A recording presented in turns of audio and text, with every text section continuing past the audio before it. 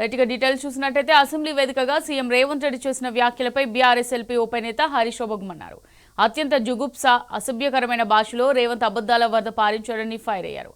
అసెంబ్లీలో అబద్దాలకు ఆస్కారం లేదంటూనే ఆశాంతం అసత్యాలని వల్లించాడని మండిపడ్డారు. ఈ రకమైన రేవంత్ భాషను సభ్య సమాజం క్షమించదన్నారు. ముఖ్యమంత్రి ఈ విధంగా అతి వికృతంగా సభ్య సమాజం తలదించుకునేలా యథేచ్ఛగా బూతులు ప్రయోగిస్తుంటే స్పీకర్ వారించకపోవడం అత్యంత దురదృష్టకరమన్నారు.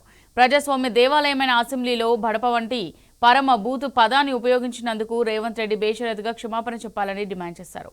పాలమూరు రంగారెడ్డి ప్రాజెక్టును కాంగ్రెసే తెచ్చిందనడం రేవంత్ పిచ్చి ప్రేలాపన తప్ప మరొకటి కాదన్నారు. డిపిఆర్ తయారీకి జీవో ఇవ్వడానికే 5 ఏళ్లు చేసిన సర్కారు అవాకులు చెవాకులు పేలేదని ఆగ్రహం వ్యక్తం చేశారు. తెలంగాణ ఉద్యమంలో ఏనాడు పాల్గొనని రేవంత్ రెడ్డి ఉద్యమ రథసారథి అయిన కేసీఆర్ చిత్తశుద్ధిని ప్రశ్నించడం అంటే సూర్యుడి మీద ఉమ్మేయడమేనన్నారు హరీష్ రావు.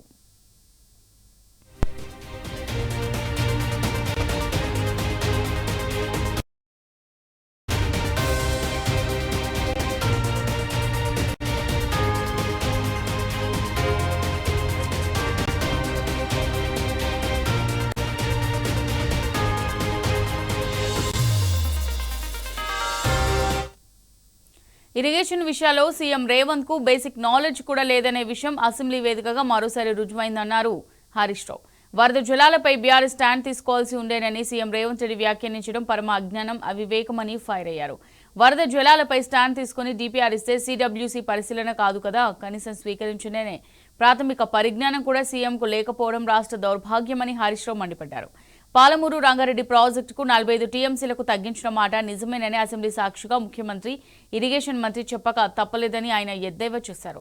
నాడు నల్గొండలో కేసీఆర్ గర్జిస్తే కేఆర్ఎంబీకి ప్రాజెక్టులు అప్పగించబోమంటూ తీర్మానం చేశారని, నేడు బీఆర్ఎస్ నిలదీస్తేనే నల్లమల సాగర్ నిర్మాణానికి అనుమతులు ఇవ్వొద్దని తీర్మానం చేశారని స్పష్టం చేశారు. ఇవి బీఆర్ఎస్ పోరాట ఫలితాలేనని హరీష్ రావు తేల్చి చెప్పారు.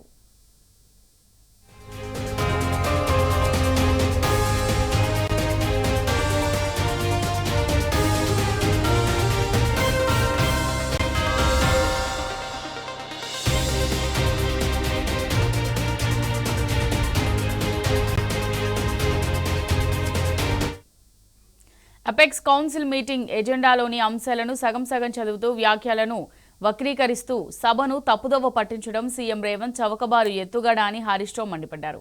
దీనికి తగిన సమాధానాన్ని నేడు తెలంగాణ భవన్ వేదికగా పీపీటీలో వివరిస్తానని తెలిపారు.